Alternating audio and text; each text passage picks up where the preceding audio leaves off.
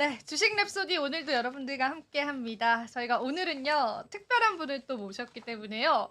오늘 아주 흥미로운 이야기 같이 나눠보도록 하겠습니다. 우선은 또 본부장님과 또 저희가 초대 손님으로 모셨던 홍성규 작가님과 인사 한번 나눠보겠습니다. 네, 반갑습니다. 안녕하세요. 반갑습니다. 네, 아니 어쩐 일이신가요 여기에? 그 이분하고 제가 네, 이제 예. 필드에서 예. 네.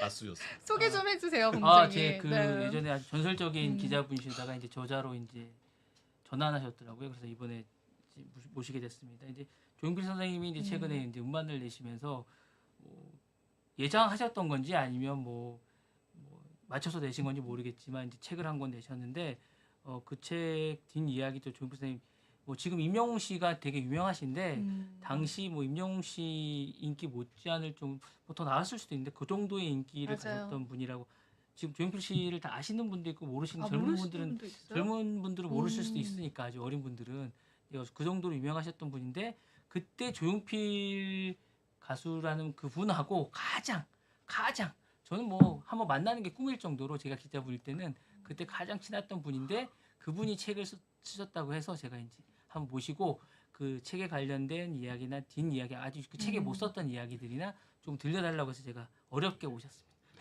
너무너무 환영하고 반갑습니다. 네. 사실 조용필 가왕 조용필은 저도 압니다. 저희 이제 부모님이 너무 좋아하셔가지고 네, 네. 노래방 같이 가면 항상 부르시더라고요. 그런- 어려운 노래를 근데 되게 이제 높더라고요, 생각보다. 그래서 저도 이제 따라 불렀던 기억이 좀 있기는 한데 일단 이제 저희가 오늘 그 책에 관해서 이제 책을 딱 지으셨을 때 뭐 여러 가지 에피소드들도 있을 것 같아서 저희가 질문들을 조금 추려봤어요. 그래서 오늘 작가님과 하나하나 이야기를 좀 나눠볼 예정인데 그 전에 일단 작가님은 또 연예부 기자 16년이라는 어마어마한 또 경력을 가지고 계시다 보니까 사실은 이 책을 쓰셨을 때 더 흥미롭게 쓰시지 않았을까 그런 생각이 저도 좀 조심스럽게 들기는 합니다. 일단은 이제 조용필 가수를 형이라고 부르신다고 네네. 용필이 형이라고. 네, 용필이 형이라고. 정말 너무 대단한데요. 어떻게 용필이 형이라고 어떻게 해서 그렇게 부르시게 처음 되신 만난 거예요? 날 용필이 형이라고. 그냥요? 네네. 남자답게? 네. 뭐 한잔 하면서 한잔 하면서. 그러면은 사실 조용필 가수에 대해서 좀 소문도 굉장히 많잖아요. 그 싸움도 잘한다, 뭐 술도 잘 먹는다 이런 소문들이 좀 있기는 한데 친하시니까 잘 아실 네네. 것 같아요. 싸움 얘기부터 먼저. 네, 네. 싸움 얘기 먼저 조금 해볼까요? 네. 싸움은 이제 싸우는 걸 본 적이 없어요, 제가. 본 적이 없는데 본인 얘기로는 굉장히 싸움을 잘 했던 것 같아요. 그러니까 사실 뭐 약간 좀 이제 좀 아담하시잖아요, 체구가. 맞아요, 맞아요. 그러니까 그 아담한 체구에서 어떻게 그런 이제 뭐 주목이 나올 수 있을까? 제가 이제 그런 좀 의심을 했는데 말씀을 쭉 당시에 듣다 보니까 그러한 환경에 계셨어요. 싸울 수밖에 없는 환경이 있어가지고 그러니까 이제 경기도 화성이 고향이신데 이제 중학교 때 서울을 올라왔거든요. 서울의 정릉 쪽으로 이사를 갔답니다. 당시에 정릉에서 이사 가니까 그 동네에 이제 텃세가 있는 거예요. 그래서 이제 그 기존에 있던 그 텃세를 부리던 애들과 아이들과 친구들과 이제 싸웠다고 그래요. 그때부터 이제 싸움 실력이 크기 시작했고 그리고 그 이후에 이제 많이 알려졌지만 이제 조용필 씨가 이제 그 가출을 해서 맞아요. 저기 지금 동두천, 뭐 파주 이런 쪽에 네. 그 옛날 이제 그 미군 대상 클럽들이 있었지 않습니까? 거기 가서 이제 무명 밴드로서 활동하던 시절에 얼마나 많은 그런 어떤 이제 그 공격들이 가해졌겠어요. 그 동네에 이제 그 불량배들도 많았을 거고 그런 또 밴드 멤버들끼리 또 어떤 그런 자기 밴드 마스터 역할을 하려면 확실하게 장악을 해야 되니까 힘으로 장악을 하긴 못하고 말로 그다음에 어떤 그런 이제 강단 그거는 뭐 제가 있는 것 같아요. 강단이 그때도 얘기를 나눠 보면은 또 이분이 이제 어떤 그 싸움의 기술에 대해서 저한테 전수를 진짜요? 적도 있습니다. 그래서 내가 이제 진짜 어떻게 싸움을 이길 수 있습니까? 했더니 용필이 형이라고 그래도 되죠. 네네. 용필이 형이 싸움은 선빵이야 이렇다. 선빵. 그러니까 먼저 때리는 거 있지 않습니까? 선빵을 때리면 웬만하면 다 넘어간다. 어떤 사람에게. 그래서 먼저 때려라. 근데 보통 사람들이 먼저 잘 못 때려요. 못 마음이 되죠. 약해가지고. 네. 자기는 무조건 먼저 선빵으로 간다는 거예요. 그래서 다 이겼대요. 아무리 덩치가 큰 사람도 이겼다. 네, 그렇게. 영화 싸움의 기술하고 나오는 게 비슷하네요. 싸움의 그렇죠. 기술도 거기서 거기서도 선빵이 이렇게. 나오고. 맞아요. 근데 그 가출하는 게 그 아버님이 반대해가지고 그래서 가출하신 건가? 그때 그렇죠. 당시? 아버님이 이제 가수가 되는 거를 예. 극구 반대를 했고요. 네. 그러니까 아버님은 이제 그 경기도 화성에서 크게 사업을 하셨어요. 염전 사업을 하고 뭐 자동차 부품 공장도 하시고 나중에 뭐 정미소도 인수하셨다. 굉장히 예, 크게. 예, 예. 그래서 이제 그 아들들한테 그 가업을 물려줄 생각을 하셨는데, 근데 이제 그 용필이 형은 맨날 이제 방에서 하모니카 불고 기타도 두리고 있으니까 맨날 야단 맞고 이제 그랬다고 하더라고요. 근데 이제 궁금한 게 집은 화성인데 공부하러 경동고를 다녔다는 게 좀 이해가 좀 안 돼. 그러니까 이제 그 당시에 이제 그 아버님이 네, 용필이 형의 아버님이 예. 이제 법관이 되길 바랬대요. 아. 그런 법관이 되려면 이제 화성에는 뭐 이제 뭐 죄송하지만 이제 좋은 학교가 아, 이렇게 예. 죄송할 건 없으니까 죄송합니다. 그래가지고 서울로 네. 공부를 잘하려면 또 서울 가야 되잖아요. 그래서 이제 맞아요, 맞아요. 네. 어느 학교라는 얘기는 할 필요 없죠. 예, 예, 말씀 아, 이게 하셔도 되고 안 하셔도 됩니다. 경동고등학교. 네, 네, 네. 경동고등학교가 당시에 서울의 공립 네. 모임 예, 경기, 네. 서울, 경북, 용산. 고대. 예. 그래서 굉장히 명문 고등학교였는데 거기를 입학하려면 웬만해서는 그렇게 그러니까 중학교 성적이 이제 뭐 전교에서 한 뭐 5등 안에 들어야 최소한 갈 수 있는 학교였다고 하는데 그러니까 용필이 형이 이제 어릴 때 공부를 되게 잘했던 것 같아요. 예, 그 정도 학교를 들어가려면 근데 설득이 되셨나 봐요. 가출을 하셔서? 설득이 안 됐죠. 안 끝까지. 되셨네요. 아. 끝까지 안 되고 네. 가수 데뷔하고 나중에 이제 미국 공연을 가는데 네. 미국에 이제 카네기 홀 공연 네. 할 때 그때 처음으로 이제 어깨를 두드려줬다. 아. 그때까지 계속 아주 반대를 하시다가 네. 이건 직접 하신 겁니까? 검사위의 도사, 도사위의 악사 이건 누가 얘기하신 겁니까? 그거는 이제 용필이 형이 저한테 직접 얘기한 건데 네. 그러니까 그 당시에 거기서 떠돌던 이야기가 이제 그런 말이 있었대요. 악사들 사이에 네. 악사가 최고다 이거죠. 아, 근데 되게 명언처럼 들려요. 네, 네, 네, 네. 그 당시에 딱 그런 이야기들이 네, 네. 있었다라고 하는 게. 그리고 이제 공부를 또 너무나 잘했던 공부머리가 있었기 때문에 네. 부모님 입장에서도 음악을 허락하기에는 좀 어려운 부분이 있지 않았을까. 많이 어려웠죠. 그렇죠. 그래서 몇 번 이제 가출해서 또 이제 찾아서 다시 공부하러 끌어다 놓으면 또 나가고 계속 그런 과정을 계속 반복했던 것 같아요. 그래도 너무 가수로서 성공했고 어떻게 보면은 저는 그런 생각이 들거든요. 대한민국 대중문화 역사에 한 획을 그었던 분이시기 때문에 음악을 선택해 주셨던 게 오히려 우리한테 감사한 네, 그런 네. 생각 그럼요. 좀 들어요. 네, 네. 그죠? 그래서 굉장히 또 흥미롭게 네. 오늘 이 시간도 예, 함께 하고 예, 예. 있습니다.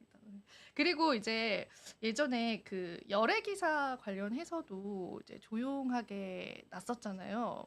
여기자 관련해서. 아 그거요? 네. 그 얘기를 지금 부산에 같이 가서 아, 예. 선배님이랑 네. 같이 나섰다고 아, 하더라고요. 그게 그 어떻게 이야기 된 거냐면 에피소드를 네. 조금 듣고 싶어요. 조금 긴데 네, 일단 괜찮습니다. 하자면 네.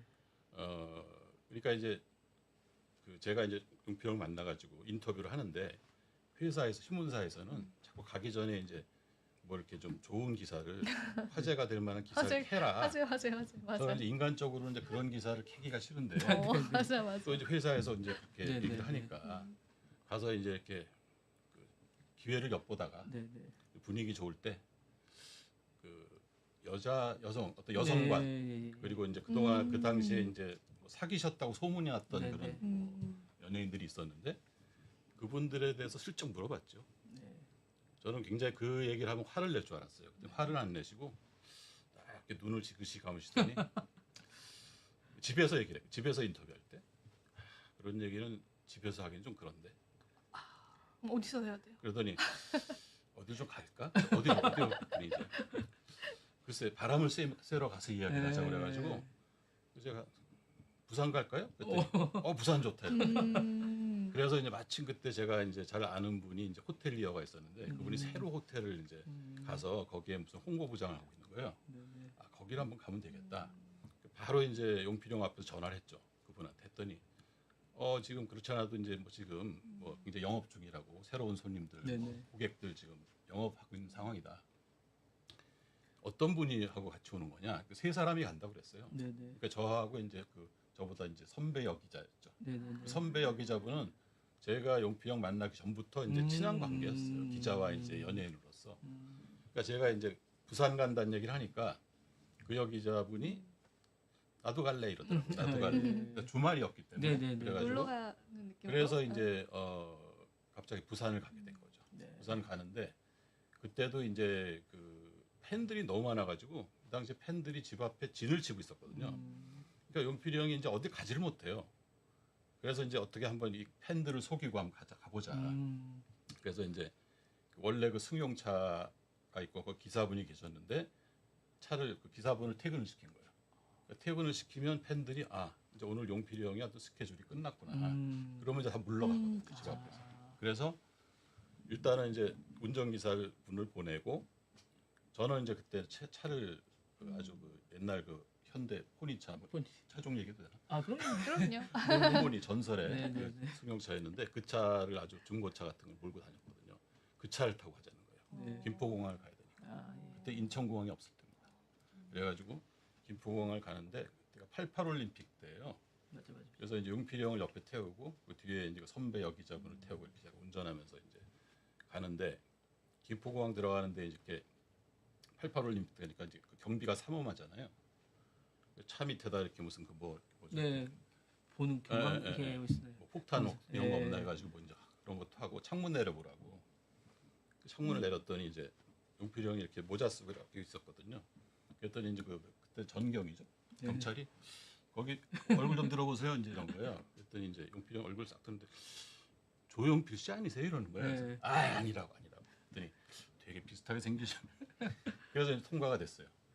거기서 이제 비행기 같이 타고 부산 가서 거기서 이제 인터뷰를 했죠. 인터뷰를 했는데 그 부산에 가면 이제 그 달맞이 고개라고 있고 이제 네, 맞습니다. 청사포라는 네. 백사장 네. 거기를 이제 갔어요. 거기서 이제 그 호텔리오와 저와 이제 그 여자 선배분하고 용필이 형하고 네 명이 바닷가에서 거기 이제 그 뭐라고 그랬죠? 해요? 평상 평상 위에서 네. 이렇게 파도 소리 들어가며 네. 술을 마시면서 그때 이제 물어본 거예요. 제가. 여자분들에 대해서 그 아이고. 그동안 만나셨던 그때. 여자분들에 네. 대해서 네. 누구 그랬더니 이제 얘기를 다 하시더라고요. 네. 아 그건 그렇고 정확하게 결론 내더라고요. 그러면서 하시는 말씀이 나는 어떤 그 여자 그 하고 같이 살 운명이 못 되는 것 같아. 나는 그렇게 만족을 시켜줄 수가 없다. 자기 음악밖에 없다. 그런 얘기를 딱 결론을 냈어요. 그래서 그 다음 날 가서 이제 기사를 바로 썼어요. 아, 그런 에피소드가 네네. 있었구나. 그 얘기를. 아 근데 이게 열애설은 정작 열애설. 네. 열애설 열애설 얘기. 이야기가 궁금해요. 열애설은 뭐냐면 네. 그리고 이제 다 이제 부산 네. 일정 마치고 다 네. 서울 올라갔는데 네. 갑자기 이제 그 같은 부서에 연예 부서에 이제 다른 선배분이 야 니네들 기사 났더라 이러는 거예요. 무슨 소리냐고 그랬더니 그 부산 지역의 무슨 주간 신문이었는데 거기서 기사가 났는데 뭐라고 났냐면은 그래서 이제 그 기사를 봤는데 뭐라고 났냐면 조용필 슈퍼스타 조용필 묘령의 여기자와 그렇게 하룻밤 뭐 됐구나. 이래가지고 아이고. 그래서 이제 바로 이제 그 선배가 그 기자 또 개인적으로 안 다루더라고요. 바로 전화해가지고 뭐 이게 무슨 짓이냐. 뭐 하는 거냐. 네. 아니 거기 같이 간 사람들이 있는데 그 사람들은 왜 없냐. 그러니까 이제 투명이가 그랬더니 이제 미안하다고 네. 부산 하는데 연락도 안 해가지고 썼다고 막. 아 진짜 그런 그래서, 해프닝이구나. 네, 말도 안 되는 아. 열애설이었어요. 아니 제가 갑자기 궁금해진 거예요. 책이라 무관할 수 있습니다. 두 분 다 이제 연예부 기자 하셨는데 진짜 연예인이랑 친한가요? 기자 생활 하다 보면 진짜 찐으로 친해지는 경우가 또 네. 그렇게 많아요? 예. 그럼 조용필 씨 말고도 또 친한 많아요. 요 지금도 많이 만나고. 아 지금도 네, 많이 네. 만나세요? 막 서로 좀 이렇게 앙숙의 관계이거나 그러진 않나요? 원한 관계가 되는 경우도 있죠. 그쵸. 소송도 어떠세요, 본부장님은? 아 그런 경우는 있긴 하죠. 네. 그래도 진짜 친하게 지내게 되는 그런 사이도 있군요. 오래 같이 이렇게 그 업계에 있다 보면 음, 처음에는 이제 기자와 연예인으로 만나지만 나중에는 뭐 형 동생도 되고 서로 또 이제 뭐 오빠 동생도 되고 아 오빠 진짜요? 오빠 그러니까 동생도 진짜 되고 막 친 그런 오빠 동생처럼. 어떤 그 기자와 연예인의 어. 열애설이 나기도 해요. 아 그래요? 네네. 이런 부분들 좀 예. 재밌습니다. 네. 제가 안 해본 분야여가지고. 아 그리고 이제 또 이제 건강 관련해서도 여쭤보고 싶어요. 워낙 네. 건강 체질이다. 이제 네. 조용필 예. 님이 그런 이야기가 있는데 요즘 건강은 어떤지 또 궁금하기도 하고. 담배는 10년 전에 끊으셨어요. 끊으셨고요. 술을 뭐 옛날에 뭐 저하고 이제 같이 술 드시고 이럴 때는 뭐 정말 저보다 더 세셨던 것 같아요. 저도 굉장히 웬만한 분들하고 다 이렇게 술에 있어서 지질 않는데, 근데 이제 연세도 있다 보니까 한 달에 한 번 정도 드신다고 그러더라고요. 예. 그러니까 이제는 조금 건강을 생각하셔서 좀 줄이시나 보네요. 그렇죠. 건강도 그렇고 이제 뭐 노래를 불러야 되니까 그러니까 노래 때문에 그러시는 거예요. 노래를 불러야 돼. 야, 근데 노래 제가 이제 콘서트를 가봤는데 말씀을 안 하시더라고요. 그분은 조용필 선생님은 콘서트 때 토크를 안 하시더라고요. 그게 네. 뭐냐면 또 뭐가 네. 있어요? 네. 용필 형이 일본에서 활동을 많이 했잖아요. 80년대는 네. 거의 일본에 계셨어요. 네. 일본 활동했는데 제가 일본에 가서 이제 가수들 공연하는 걸 보니까 네. 일본 가수는 절대 멘트를 안 해요. 아, 우리나라 가수들은 공연할 때 무슨 뭐 물도 마셨다가 무슨 하잖아요. 노래 부르다가 뭐 이렇게 네. 하는 거 있잖아요. 하고 네. 그게 너무나 불필요한 행동이라고. 일본 아. 그 아티스트들은 그때 이제 제가 뭐 누구라고 얘기는 안 하겠지만 이제 여러 명의 이제 그 네. 한국 가수들하고 한번 네. 그 일본 공연 갔는데 네. 같이 취재를 갔었는데 네. 거기 일본 기자가 저한테 물어보는 거예요. 왜 저렇게 하냐? 말을 안 그러니까 해요. 이렇게 물도 마시고 뭐 괜히 아무 관계도 없는 농담하고 그러다가 뭐 이제 갑자기 노래 부르다가 약간 힘이 숨차면 이렇게 마이크 던지고 그런 일은 일본에서 있을 수가 없다는 거예요. 그러니까 쓸데없는 얘기를 하지 말라는 거예요. 공연할 때 노래만 하라는 거예요. 노래만. 딱. 그래서 그 한 20곡을 일부에서 그냥 쫙 부르시더라고요. 용필 형도 이제 그 습관이 네. 붙은 거예요. 노래만 하고 노래 시작해서 네. 짠짠 하고 끝나는 거. 그러니까 멘트를 하나도 안 하시고 그래서 그걸 하시기 위해서 담배도 끊으시고 운동도 하시고 맞아요. 콘서트가 잡히면 2시간씩 맞아요. 뛴다고 그러시더라고요. 맞아요. 예. 제가 그거 보고 네. 깜짝 놀랐습니다. 예. 그런 어떤 이제 본인만의 어떤 룰들을 계속 좀 지켜오시면서 콘서트 하시면서도 예. 요즘 트렌드가 아무리 이렇게 소통이라고 해도 이제 노래에 좀 집중하시면서 하시나 봐요. 예. 그런 부분들은 또 달리 또 보이기도 하는 것 네. 같습니다. 그리고 또 이제 굉장히 효자라고 하셔가지고 효자썰도 조금 듣고 싶어요. 조용필 저는 가수님에 이제 관해서. 효심이 저도 이제 그 용필 형의 어머니를 많이 뵀어요. 그때 제가 집에 자주 왔었기 때문에 항상 이제 계시면서 이제 그래 뭐 저기 용필 형이 이제 이렇게 소개를 시켜주는 거죠. 그럼 안녕하세요. 그럼 뭐 잘 부탁한다고 이렇게 말씀하시고 그리고 용필 형이 하여튼 그 어머니를 대하는 게 그러니까 이제 보통 이제 연세가 많으신 분들은 또 전화를 잘 안 끊으시잖아요. 예를 들어서 아들한테 전화를. 근데 용필 형 그걸 다 받아서 아이 내 어머니 알겠습니다. 뭐 이러고 그런 걸 봤을 때 그리고 이제 그 아침에 이제 어디 방송국 막 가실 때 이렇게 나올 때 꼭 이렇게 어머니 앞에 왔다 인사 다 하고 아주 깍하게 다녀오겠습니다. 그러면 이제 어머니가 무슨 아들이 학교 가는 것처럼 잘 다녀라 이제 이러고 그런 걸 봤을 때 그 임종을 못 보셨다고 네? 하시더라고요. 임종을 못 보셔가지고 되게 안타까워하셨다고. 그때 이제 그 어머니가 돌아가셨을 때 일본에 계셨어요. 이제 용필 형이. 그때 일본 이제 뭐 저기 전국 투어하고 막 이럴 텐데 전국 투어 하는 중에 돌아가셨더라고요. 그래서 그 당시에 이제 그 일본 활동 매니저 하던 분이 있어요. 이제 무슨 맹정호 사장. 맹정호 사장이 그 얘기 당시 얘기를 나한테 전했는데 공연하고 이제 호텔로 돌아왔는데 거기서 이제 그 어머니 돌아가신 이제 소식을 들으시고 하여튼 그 오열을 하는데 너무 슬프게 울어가지고 자기도 이제 같이 맹정호 사장 그분도 같이 울었다는 거죠. 그래서 진짜로 어머니를 너무 사랑하시는구나 뭐 이런 얘기를 했고 그리고 아마 이제 그분이 그 어머니가 1990년에 91년인가 하여튼 네. 돌아가셨는데 바로 전해에 네. 이제 그 콘서트가 있었는데 네. 거기서 이제 그 어머니를 모신 거예요 콘서트 현장에 그 조카하고 같이 네네네.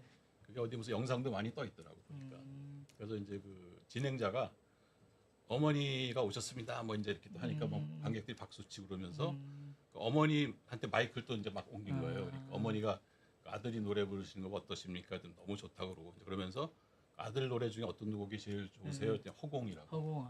그래서 허공을 바로 부르는 거예요. 연출 괜찮다. 그러고서 그 다음 해 돌아가셨어요. 짠. 네. 짠합니다. 네. 그리고 또 저희가 보니까 작은 아버지 이야기랑 미국 통신 기사를 쓰셨다가 이건 제가 네. 생각해요. 그 선배님 때문에 그 이제 YPC 하셨던 그 조용필 작은 아버님 하셨던 네네. 그인데 이분이 아주 냉정한 분이고 괜찮은 분인데 네. 선배님 기사 쓰신 거 미국 통신 네네. CF 기사 하나 있었는데 선배님 예. 기사 쓰셔가 날려먹었다고 그래요. 예. 그 그러셔도 무슨 되는 얘기예요? 거예요? 아니, 그러니까 이제 그때 그 용필 형이 형이죠. 네, 바로 네, 위에 네. 둘째 형인데 네, 네. 그분이 이제 그때는 YPC가 아니고 예. 필기업이었어요. 아, 필기업이었어요? 아. 필기업 대표셨죠. 네, 조영일 네, 이제 맞아요. 지금 조영일, 예. 지금 고인 아, 지금 되셨어요. 고셨죠, 맞아요. 고인 예. 되셨는데 그분이 이제 대표하실 때 네. 그분이 저한테 이제 제가 또 매일 또 우리가 기자니까 아침마다 전화 걸어가지고 재밌는 네, 소식 맞습니다. 없어요? 뭐 재밌는 게 이러면 없냐고 맨날 물어보시네. 그래도 하나 있긴 한데 이러시더라고요. 네. 뭐냐? 그랬더니 나중에 대문 얘기할게 이러더라고요. 얘기해 보세요. 막 그랬더니 이제 그 미국의 글로벌 어떤 통신 기업 모델로 맞습니다. 예. 지금 얘기는 다 끝나서 이제 바로 계약에 들어간다. 이런 거 이렇게 이제 하더라고요. 그래서 내가 알겠습니다 하고 이제 위에 보고했어요. 데스크에 보고를 했어요. 이런 뭐 조용필 씨가 세계적인 기업 모델이 된다고 합니다. 그랬더니 그 데스크께서 써 이러더라고요. 아니 계약도 안 했는데 딴 데서 쓴다. 아, 딴 데서 먼저 쓰면 어떡할 거냐. 쓰라는 거예요. 그래서 기사가 나갔어요. 그래서 당시에 이제 저희 신문에 일면 톱 기사로 나간 거예요. 그랬더니 그 기사를 보고 이제 그 형님이 전화를 하셨죠. 이거 지금 쓰면 어떡하냐. 결국은 그 기사 때문에 계약이 깨졌어요. 그때 무슨 비밀 유지 어머, 조약 어떡해. 이런 거 어머 있잖아요. 어떡해. 근데 별로 화를 안 내셨어요. 어. 너무 제가 정말 죄송하다고 그래서 정말 사과를 했는데 배상이라도 하겠다고 제가 제 월급 다음 달 월급 그냥 드리겠다. 어. 그랬는데 이제 딱 그럴 수도 있지 뭐. 또 뭐 다른 거 계약하면 되죠. 뭐 이러고 쿨하게. 쿨하시다. 네네. 그런 부분들은 감사했겠어요. 쿨했는데 되게. 이제 이 얘기가 나왔으니까. 근데 이제 그런 부분에서 비즈니스적인 부분에서 굉장히 관대했는데 자기 동생 그 용필이 형이죠. 동생에 대해서 뭔가 동생을 이렇게 좀 뭐 음해하려고 한다든지 한다거나 그런 못 참더라고요. 그래서 하여튼 뭐 이렇게 연예인들 같이 이렇게 접촉하다 보면 옛날에 무슨 스캔들 기사 뭐 이런 거 있잖아요. 그렇죠. 그런 기사가 비일비재하게 터지는데 그러니까 전혀 근거도 없는 악성 루머도 많고. 근데 우리 경쟁지에서 이제 경쟁지였나? 그렇죠. 여기서 이제 뭘 쓰신 거예요. 이제 네. 쓰셔가지고 저는 기억이 없습니다. 근데 그게 이제 같이 안 쓰기로 한 거예요. 아, 별로 그래요? 근거 없는 얘기라. 네. 근데 써버린 거예요. 그랬더니 이제 그때 이제 그 조용필 씨의 형님하고 용필이 형 본인이 신문사로 막 갑자기 들어오죠. 들이닥쳐가지고 난리가 났었어요. 그때 그래서 저기 스포츠 서울입니다. 예. 가만 안 두겠다고 막 이러더라고요. 아 그러셨어요? 그래서 오히려 우리가 그러지 마시라고 그러지 마시라고 막 말리고 막 불같이 화를 내고 너무 무서웠어요. 그러셨다고 합니다. 네네. 네. 제가 없을 때 같습니다. 제 입사 전인 것 같습니다. 그런가 봐요. 네, 입사 전 때 같습니다. 네. 아, 가족을 간에서는 좀 엄격하시고 네, 네, 또 네. 이제 다른 부분에 관해서는 네. 쿨하시는 예, 예. 그런 면모도 확인을 할 수가 있었습니다. 일단 앞서서 이제 일본 이야기도 해주셨는데 일본 인기가 어느 정도인지 저는 솔직히 감이 안 잡히거든요. 홍백갑전에 4번 연달아 나왔다라는 게 엄청난 건가요? 우리나라 가수 중에 최초죠 그렇게. 아 그래요? 지금도 없지 않아요? 지금도 제가 알기로는 연달아 나온 게 네, 없는 것 없어요. 같은데 보아 정도가 한 두세 번 네, 정도, 네, 두 번 정도 나온 것 같은데. 예. 지금도 일본 분들이 그럼 많이 좀 찾으시고 부르시고 예, 홍백갑전 이제 NHK에서 연말에 하는 대표적인 가수들만 나오는 일본을 대표하는 그 해의 최고의 가수들만 나올 수 있는 무대거든요. NHK에서 하는 그 연말 아주 대표적인 가수들만 10팀 정도씩 뽑아서 하는 그런 홍백으로 나눠서 흑백 요리사 그런 것처럼 대표적인 요리사가 나오는 것처럼 대표적인 홍백으로 나눠서 하는 가요 대전입니다. 그런 거라 보시면 되는데 우리나라 가수로 매년 나갔던 거죠. 네, 4번 연속. 그렇게 생각하시면 됩니다. 실제로 그 일본 열기도 직접 보셨을 거 아니에요. 일본에서 얼마나 인기가 많은지도 네네. 직접 옆에서 보셨을 땐 느낌이 어땠어요? 일본에 가서 같이 간 적은 없고요.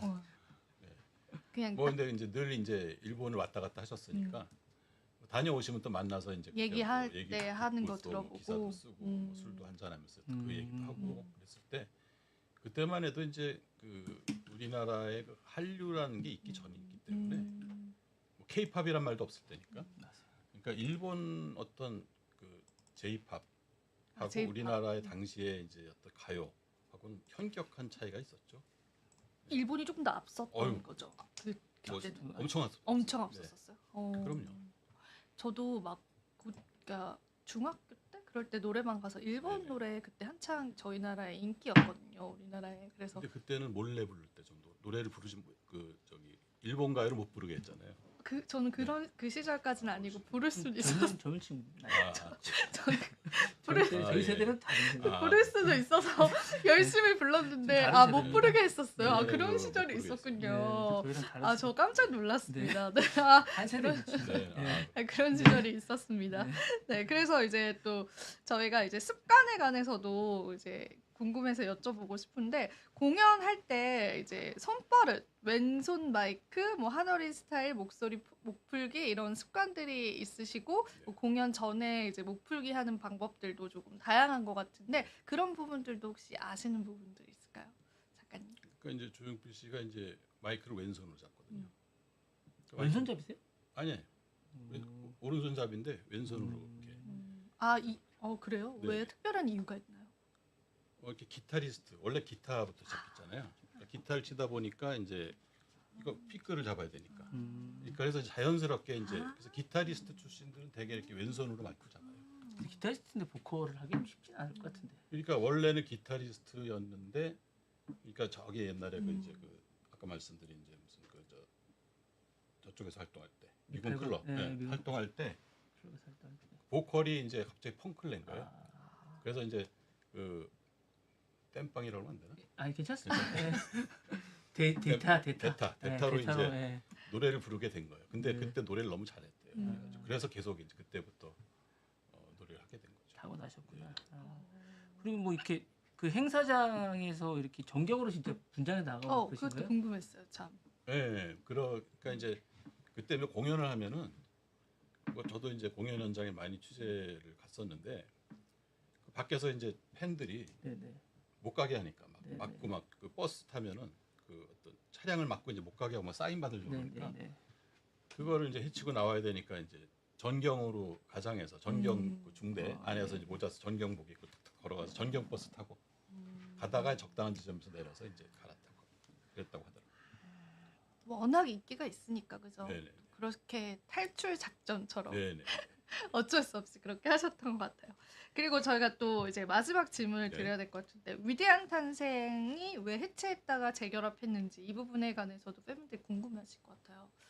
그러니까 이제 위대한 탄생이 80년에 이제 그 창밖의 여자 때부터 이제 그 밴드를 구성해서 뭐 했는데 일본을 왔다 갔다 하면서 일본 쪽에 가서 활동했잖아요. 네네네. 그 위대한 탄생은 이제 한국에 있을 때 같이 이제 하던 밴드인데 아무래도 일본에 가니까 이제 그게 약간 소원해졌던 것 같아요. 그래서 다시 이제 헤어졌다가 다시 이제 그 일본 활동을 대충 이제 접고 다시 돌아와서 국내 활동하면서 다시 만난 거죠. 네네. 그런 일이 있었군요. 그럼 이게 특별하게 이번에 책을 쓰시게 된 계기 같은 게 좀 있으세요? 이게 뭐. 그러니까 이제 제가 뭐 술자리란 말 써도 되죠. 그럼요. 그렇게 네. 뭐 후배들하고 네. 그러니까 네. 이제 언론사 후배들하고 이제 만나서 그런 자리를 가질 때 어떤 이제 후배들이 이제 그 용필이 형이라고 그러니까 네, 네, 용필이 네. 형에 대해서 물어봐. 옛날에 어땠었냐. 네네. 뭐 이런 얘기들 하다 보면은 이제 제가 얘기해 주거든요. 너무 재밌다는 거예요. 네네네. 그래서 뭐 무슨 그렇게 재밌나 뭐 이제 네네. 그랬더니 이제 그걸 한번 또 네. 어디 이제 신문사에 있는 후배가 네. 그거 아예 이제 칼럼으로 한번 연재해 주면 안 되냐고. 네네. 뭐 연재까지 할 건 없고 한두 번 좀 한번 써보겠다. 네. 그래서 이제 한번 썼는데 너무 반응이 좋은 아. 거예요. 그게 거기 대해서. 그래가지고 그러고 있는데 이제 출판사에서 연락이 온 거죠. 그래서 그걸 모아서 지금 내신. 네네. 한번 해보자. 조용필 씨의 반응은 어땠어요? 그것도 좀 궁금한데. 요 책이 나온다고 했을 때 반응. 당사자의 반응. 그때 연락이 잘 안 돼가지고 그랬어요. 그 이제 측근한테 연락을 해서 네. 말씀. 뭐 이런 걸 좀 쓰겠다. 네. 그러니까 이제 쓰라고. 쓰라고 그러더라고요. 그래서 뭐 이제 쓰기 시작했고 이걸 그리고 팬들하고 같이 제작한 걸로 제가 알고 팬클럽. 팬클럽 네, 이름 네. 얘기도 되나? 그럼요. 그럼요. 네, 뭐야 저기 갑자기 팬클럽이 생각 안 나지. 위대한 탄생 아니 아니고 미지의 세계. 미지의 세계 맞습니다. 세 개가 있다고 제가 얘기했는데. 미지의 세계하고 이제 필물이 필물인가? 위대한 탄생은 있죠. 네, 위대한 탄생. 하나 더 있는 거라 네. 근데 이게 지금 임영웅 씨도 영웅 시대라고 했는데 이게 네. 이 그런 것처럼 되게 유명했던 팬클럽인 거죠. 이분들도 되게 3대 팬클럽이라고 네네 하죠. 네, 되게 네, 유명했던 네. 조용필 선생님도 그 팬클럽도 상당히 유명하고 이 네. 책도 그 팬클럽과 같이 해서 같이 그 만들었죠. 책을 이제 쓰고 네네. 있다는 소문을 들으셔가지고 네네. 이제 그 클럽에 이제 팬클럽 회장님이 연락이 왔어요. 아, 그래서 같이 이제 자기들이 이제 그거를 참 보면 안 되겠냐 해가지고 감수를 한번 해주면 안 되겠냐. 나름 그래서 근데- 우리는 반겼죠. 좋습니다. 그래가지고 그 나름 네. 신뢰도가 좀 있는 그런 거네. 이게 뭐 아주 그냥 그 기자분이나 선생님이 이렇게 선배가 혼자 이렇게 막 쓰는 거 이렇게 보는 건 아니고 나름 그 어느 정도 신뢰가 재검증을 계속 네. 하고 이제 이런 거를 할수 팬분들도 있겠네. 검증을 그러니까 하고. 팬클럽 입장에서 봤을 때는 아 이건 약간 신뢰가 있네. 뭘까 해가지고 이제 궁금하기도 아, 했고 네. 진짜 뭐 믿을 만한 이야기를 쓰는 사람인가 네, 궁금해하니까 이제 그렇게 하겠다고 이제 그랬던 것 같기도 하고 그래서 내용을 이제 책을 다 쓴 다음에 네네. 넘겨드렸어요. 그래서 그 팬클럽에서 이제 팬클럽이 감수해가지고 보장한 거네요. 그러니까. 감수하고 좋다고 재밌다고 재밌다고. 뭐 숫자 틀린 거 이런 거 이제 보통 네, 고치달라고 네. 그다음에 이제 뭐 책을 좀 더 많이 썼는데 네. 네. 그 맞습니다. 예. 여기까지 하시죠. 네, 네, 네. 책으로 확인하시는 게 네, 좋을 것 같습니다. 네. 맞아요.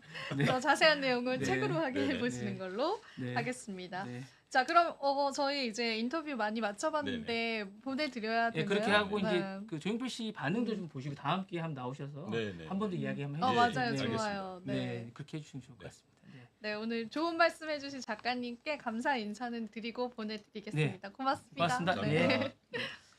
나가겠습니다. 예, 나가시면 됩니다. 지금 천천히 나가시면 됩니다. 예. 천천히 의식하지 예, 않으시고 예, 천천히 나가시고 저희 다음 방송 하시겠습니다. 예, 예. 네. 네. 네.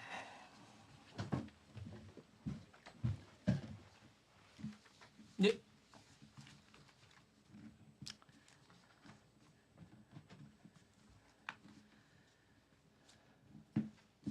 하시죠. 예.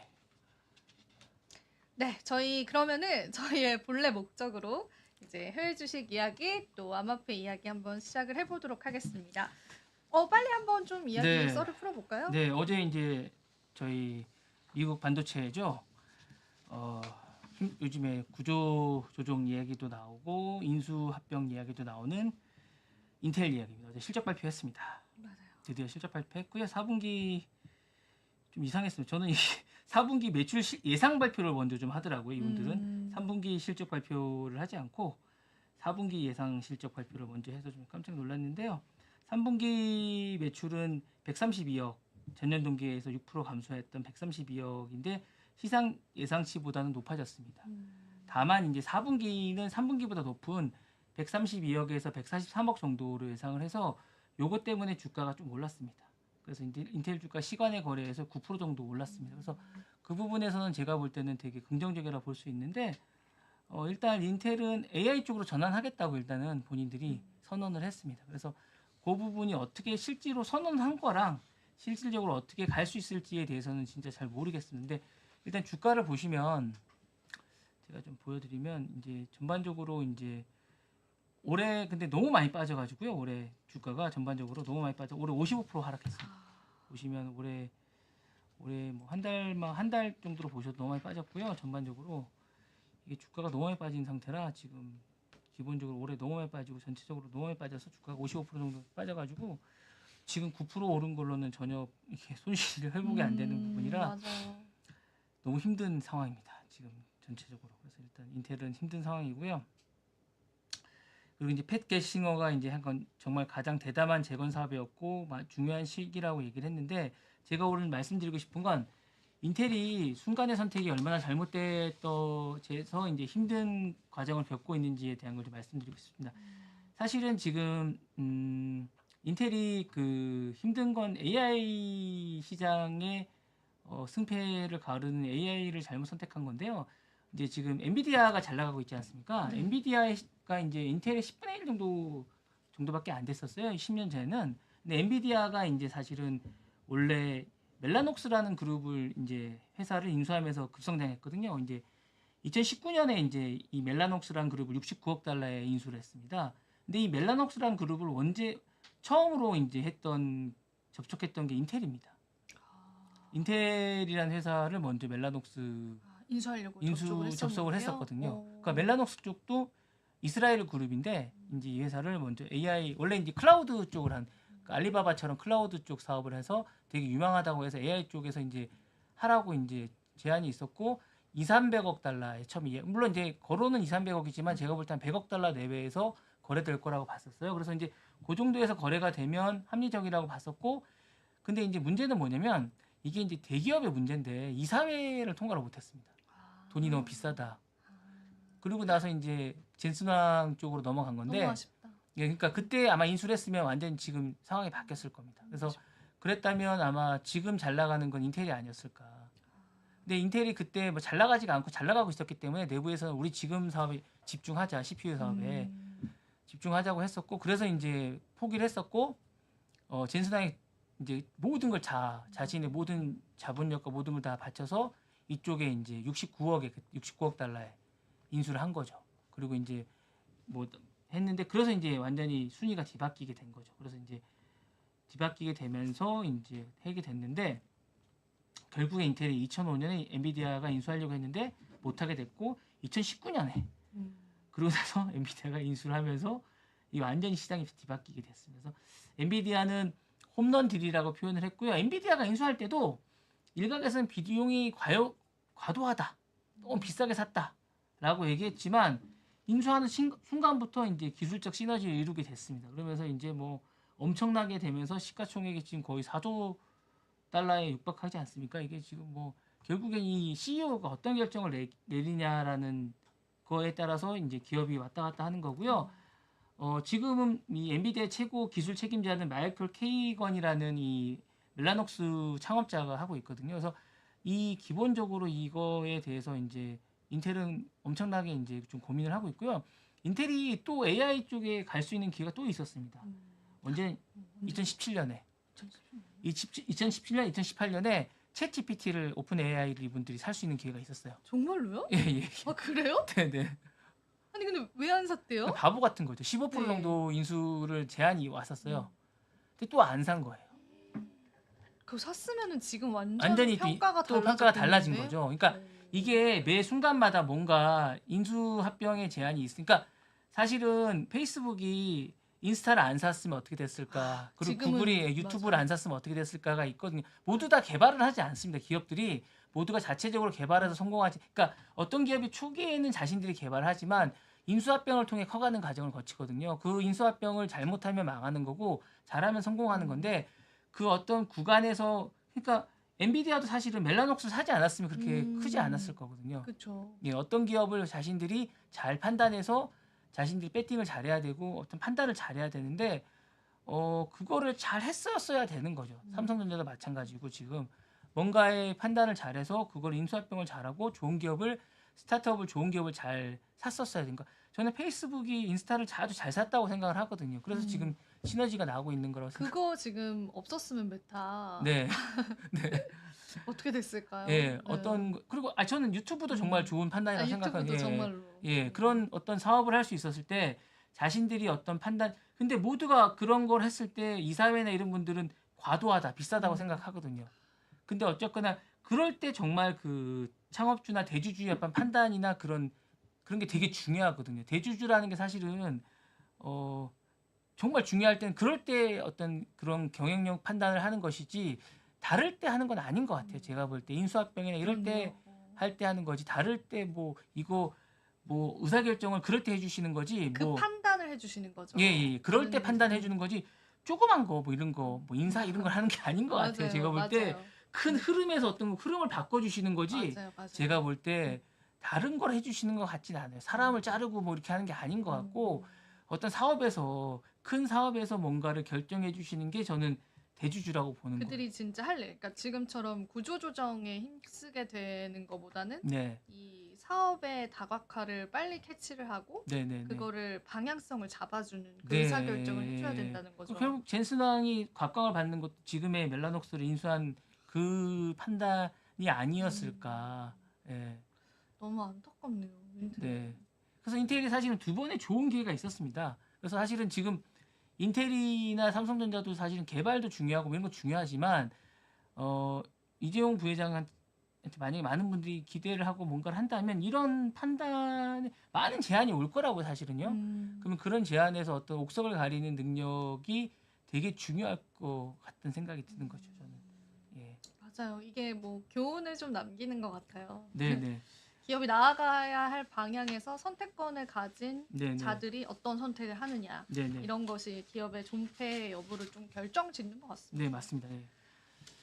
예, 다음은 챗GPT 얘기를 좀 해드릴까 합니다. 요것도 진짜 뜨겁더라고요. 네, 챗GPT가 시장에서. 이제 검색 기능을 이제 들어갔습니다. 저 이제. 이거 정확히 뭔지는 모르겠어요. 검색 엔진과 기존 거랑은 좀 다른 거죠.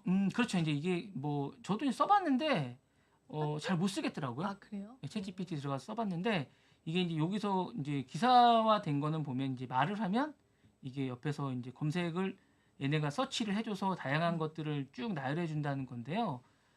기존의 검색은 이제 우리가 직접 쳐서 이제 여러 가지를 해주는 건데 이거는 검색어를 링크를 입력하지 않아도 자연스러운 대화로 우리가 이제 대화하듯이 하면 관련된 것들을 쭉 추가적으로 하고 이제 이게 챗GPT가 이제 여러 가지를 자기들이 이제 AI가니까 연관된 것들을 추가적으로 막 이렇게 연관해서 쭉 해준다는 거예요. 대화 형식으로 해서 편의성이 크게 향상됐다는 겁니다. 그러니까 심도 있게 이야기를 하면서 맥락으로 최적의 답변을 그러니까 검색을 해서 이 상대방이 우리가 원하는 답변을 최적의 답변을 해주는다는 겁니다. 그러니까 보다 많은 정보량과 보다 많은 최적의 검색량을 저희가 만약에 뭐 삼성전자 치면 우리가 원하는 삼성전자의 답변을 삼성전자와 관련된 많은 것들을 원할 텐데 단순히 삼성전자의 문제점을 원하고 싶을 때 답변을 원하고 싶을 때 삼성전자가 지금 어떤 문제점이 있을 때 이 문제점을 답변을 제가 찾고 싶잖아요. 경영자로서 그쵸. 그 답변을 대화를 하면서 찾을 수 있게끔 해주는 것 같은데 구글은 그걸 찾을 수가 없잖아요. 그렇죠. 그럼 그렇죠. 그런 것들을 하는. 제가 이제 챗GPT를 했을 때 뭐 코딩을 하거나 뭐 문제점을 찾을 때 찾을 수 있는 게 좀 많이 있거든요. 근데 그런 것들을 이제 검색형에서 좀 더 하는데 지금 구글이 이제 지금 전체 검색 시장의 90%를 넘기고 있었는데 올해 90%대로 떨어졌어요. 그러니까 이제 요게 아마 요 챗GPT를 쓰는 분들이 아마 검색을 그렇게 안 하고 이렇게 하는 걸로 좀 됐기 때문에 미국 내에서 떨어진 게 아닌가라고 추측을 하고 있거든요. 그래서 그런 부분들 때문에 된 게 아닌가라고 생각하는데 시장에서는 아마 좀 과격한 것 같은데 내년에 50%로 떨어지지 않을까라고 보더라고요. 아 진짜요? 왜냐하면 이게 챗GPT를 사용하시는 분들이 한 2억 5천 명 정도 된대요, 전 세계에. 그러니까 이제 구글 검색을 쓰는 분들이 이제 요 기능이 들어가면서 좀 더 많이 떨어지지 않겠냐라고 생각하고 요게 창이 약간 구글 창하고 비슷해요. 보시면 아시겠지만. 그러면서 좀 더 편리성이 계속 또 업그레이드 되고 있는데 문제는 이게 유료화라는 거예요. 그러면은 검색 안 올 것 같은데요? 예, 근데도 불구하고 편리성이나 이제 무료도 있습니다. 무료는 있는데 이 유료와 무료의 차이가 꽤 큽니다. 그러면 굳이 의미가 없죠. 근데 무료에서도 제공되는 서비스가 꽤 됩니다. 아 그래요? 예. 그럼 좀 한번 써볼까요? 근데 이게 기본적으로 근데 이게 그 인문학적으로도 좋지만 그 공학적으로도 괜찮습니다. 코딩 하시는 분들도 괜찮습니다. 그러니까 이게 제가 써보니까 제가 수학과를 나왔지만 이 코딩하는 분들이나 이 공학적인 측면에서도 그래서 이게 구글적으로는 이게 약간 그러니까 인문학적으로만 약간 돼 있잖아요. 이게 텍스트화된 걸로만 돼 있잖아요. 근데 이쪽은 공학적인 것도 도움을 좀 받을 수 있는 게 있고 그림적으로도 도움을 받을 수 있는 게 있어요. 예, 그러니까 만약 뭘 그려줘 하면 그것도 그려주거든요. 챗GPT는 뭐 빵 디자인을 해줘 그림을 또 그려줘요. 그리고 만약에 뭐 어디 내가 뭐 도쿄에 있는 빵집 뭐 어떤 빵집을 텍스트해서 뭐 어디를 국한에서 뭘 찾아줘 하면 찾아줘요. 맛있는 가게 뭐 제가 안 써봐서 모르는데 한 네. 달에 얼마 정도예요? 한 달에 $20입니다. 아 20달러. 그러니까 유료화 된 가격은 $20인데 무료로도 쓸 수 있습니다. 그래서 만약에 뭐 저희가 녹음하는 곳이 상암동이잖아요. 상암동에서 어떤 뭐 만약에 맛있는 10,000원에서 20,000원대에 20대가 먹을 수 있는 어떤 가게를 뭐 돈가스 가게를 찾아달라면 그 가게를 1위부터 뭐 근데 제가 예전에 체험상으로 써봤을 때는 네. 그 업데이트 업데이트된 자료가 없다고 했거든요. 최신 자료가 몇 아니, 그게- 년도까지 모집된 거 그게 아, 근데- 풀렸어요 지금. 아니 그게 이제 점점 더 그러니까 검색하는 사람들 양이 많아지면서 아, 점점 더 늘어나고 있는 아, 추세입니다. 그래요? 그러니까 오. 제가 지난해 쓰는 거랑 올해 쓰는 게 또 다른 달라요. 느낌의 오. 다른 느낌을 받고 있거든요. 그러니까 이게 점점 더 물론 이게 저작권 문제를 계속 해결해야 됩니다. 왜냐하면 이게 사실 저작권이 있는지 없는지 잘 모르겠습니다. 제가 쓰고 있는데 그림이나 이런 게 어디서 본 듯한 그림도 오고 막 이래서 사실은 이게 이제 저작권 문제가 제대로 해결됐는지 잘 모르겠어요. 그건 있겠어요. 네, 그죠? 네. 아. 이게 누구 그림인지 잘 모르겠어요. 어디서 본 듯한 그림이거든요. 어. 네. 이 애니메이션을 잘 모르. 그리고 이제 제가 약간 헷갈릴 때가 뭐냐면 제가 달력을 하나 프린트를 하고 싶어서 달력을 해달라고 한 적이 있어요. 네. 근데 이게 캘린더인데 이게 근거 없는 캘린더 같은 그 어디서 나온 캘린더인지 잘 모르겠다는 그런 게 좀 있긴 해요. 캐릭터 같은 거 함부로 사용하면 안 되거든요. 진짜로. 맞습니다. 예, 그래서 그 나중에 누가 책임을 질지를 모르기 때문에 좀 약간 그런 두려움은 좀 있습니다. 예. 그러니까 그런 부분들은 좀 걱정하실 필요가 좀 있을 것 같습니다. 예. 아 근데 이제 검색 MG는 얼마 전에 메타도 그 사업에 뛰어든다라고 했기 때문에 구글의 네. 입지도 좀 지켜봐야 될 것 같아요. 사실 요즘에 진짜 소름 돋는 게 제가 뭘 샴푸가 필요해서 샴푸를 검색하면은 그 데이터들이 기가 막히게 쇼핑몰에 이렇게 뜨고 이런 거 AI가 보면은 인지하는 거니까 맞습니다. 네, 계속 그- 검색하는 게 그 데이터 검색 쌓이니까. 엔진을 장악한다라는 게 기업 네네. 입장에서는 사람들 니즈를 그냥 실시간 니즈의 데이터를 네네네네. 수집하는 거잖아요. 맞습니다. 그러면서 봤을 때는 정말 엄청난 무기가 될 것 예. 같아요. 예, 그래서 회원 가입을 좀 조심스럽게 하시는 게 좋습니다. 맞아요. 네, 회원 가입을 함부로 하시면 안 됩니다. 이미 저희들의 정보는 전 세계에 공유되고 있습니다. 그렇습니다. 맞습니다. 네. 아 그리고 전기차 이야기도 네, 한번 해볼게요. 전기차가 지금 사실은 계속 이제 약세를 보이고 있는 것 같고요. 사실 이제 그때 이제 빅테크 그룹이 사실은 이제 그 테슬라가 실적 발표한 이후에 미국 대선 때까지는 고전을 면치 못할 것 같습니다. 전반적으로 전기차 대장주 테슬라가 계속 이제 AI 그룹은 이제 계속 그때 제가 말씀드렸다시피 강세를 보이고 있는 반면에 전기차 쪽은 계속 하락을 면치 못하고 있습니다. 이번에도 테슬라 주가가 지금 보시다시피 2.99% 떨어져서 이제 계속 떨어지고 있습니다. 뭐 실적 발표 이후에는 계속 올랐었는데 계속 하락을 면치 폐장 후에는 잠깐 올랐는데요. 이런 추세를 계속 보이고 있습니다. 테슬라는 개장 때는 떨어졌다가 폐장 후에 쭉 올랐다 이런 식으로 계속 하고 있거든요. 이번에도 떨어졌고요. 테슬라는 그나마 좀 낫고요. 다른 전기차는 계속 떨어지고 있고요. 뭐 리비아, 뭐 루시드, 니콜라는 특히 니콜라 하락이 계속 저는 좀 이게 니콜라 좀 걱정될 정도로 계속 떨어져서 3.93달러인데 아주 걱정되고 있습니다. 이게 트럭인데 문제가 좀 되고 있을 것 같고요. 전반적으로 지금 기술주들이 하락세를 지금 면치 못하고 있습니다. 그래서 좀 걱정스럽고 그런 추세입니다. 다우지수도 전반적으로 하락세를 낙폭이 좀 큰 것 같습니다. 그래서 기술주들이 좀 하락세를 면치 못하고 있고요. 테슬라는 좀 어쨌거나 이제 대선이 좀 끝나봐야 트럼프가 되면 좀 오를지 모르겠지만 끝나봐야 좀 알 수 있을 것 같지 않나 이런 생각이 좀 듭니다. 네, 이런 거 같고요. 전반적으로 이제 저희 이제 비트코인 대장이신 대장이라니. 네, 한번 좀 들어봐야 되지 않을까 오늘도. 그래서 네. 뭐 이제 또 시간이 늦었기 때문에 빠르게 그냥 준비한 내용들 말씀드려 볼게요. 뭐 제가 이제 가격 같은 경우에는 지금 현재 오후 4시 30분 기준으로 69,000달러 현재 나타나고 있어서 살짝 하락을 했습니다. 그 이유가 뭔지 좀 찾아보니까 간밤에 이제 해리스 부통령의 지지율이 더 높게 측정이 됐어요. 사전 투표를 미국도 하는데 사전 투표했던 투표자들 사이에서 설문조사를 했는데 60% 이상이 해리스를 지지하는 걸로 나타나서 이게 사실은 어떻게 될지 모른다라는 그러한 또 불확실성이 조금 대두가 된 것 같습니다. 그리고 어제 얘기했던 대로 채굴 이야기 같이 한번 해볼게요. 제 자료 가져왔고 이게 채굴기 그래도 좀 제일 자세하게 나온 건데 자세히 보시면 우리가 잘 아는 하드디스크 이렇게 있습니다. 그래서 이런 채굴기를 활용을 해서 우리가 비트코인을 채굴을 하는 거고요. 반감기도 이제 이미 투자자분들 많이 아실 거예요. 사실 2,400만 개만 저희가 생산을 할 수 있게끔 이제 비트코인이 설정이 되어 있는데 2,100만 개입니다. 근데 여기 보시면은 2022년도에는 요 채굴기를 통해서 우리가 똑같은 전력과 이제 똑같은 시간을 들여서 썼을 때는 25개를 배당을 받았다면 2016년에는 12.5개로 줄어들었고 2020년도에는 6.25개 그리고 최근에 또 반감기가 있었습니다. 4월 달에 있었을 때는 3.12개로 지금은 줄어든 상황이고요. 그래서 이제 그 반감기 프라이스라고 하는 자료가 있어서 가지고 왔어요. 반감기 때마다 비트코인이 고점을 찍었었다라고 하는 자료인데 일단 첫 번째는 2012년도 11월 28일 날 반감기 이후에 이제 비트코인이 12달러를 찍습니다. 그리고 두 번째 반감기 이후에는 648달러까지도 최고점을 찍게 됩니다. 그리고 세 번째 반감기 때는 8,500달러가 된 상황이고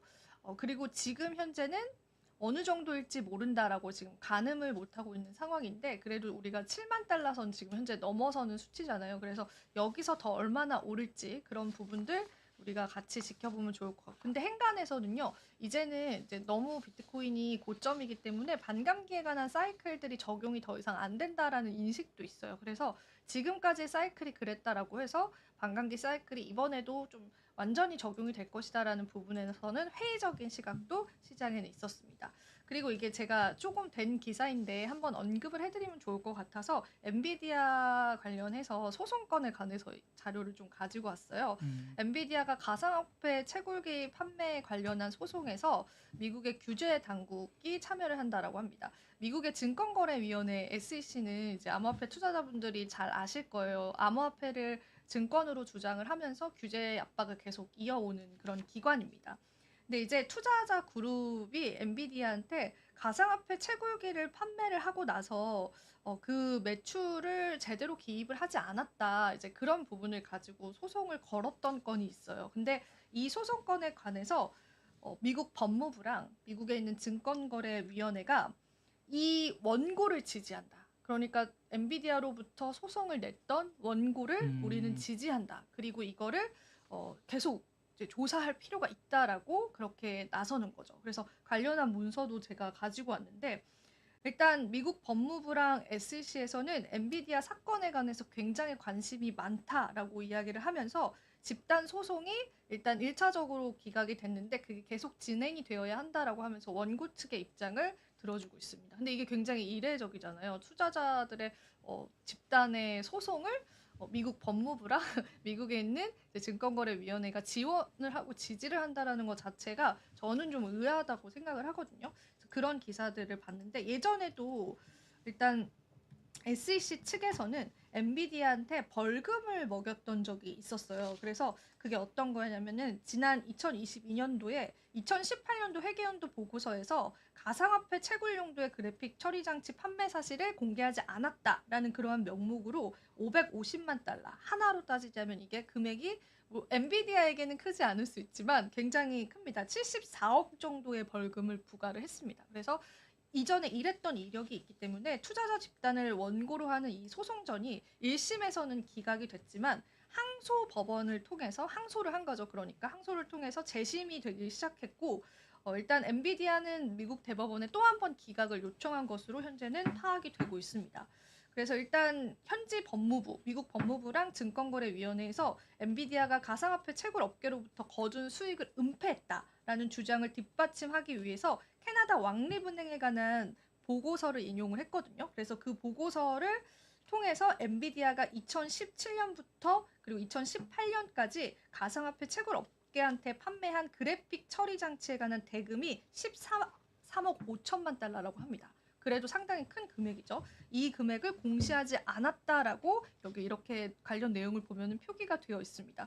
그래서 사실은 이 부분 때문에 이제 계속되는 엔비디아의 채굴 판매 그 수익 은폐에 관한 압박들이 지금 시장에 좀 나오고 있다라고 보시면 되고요.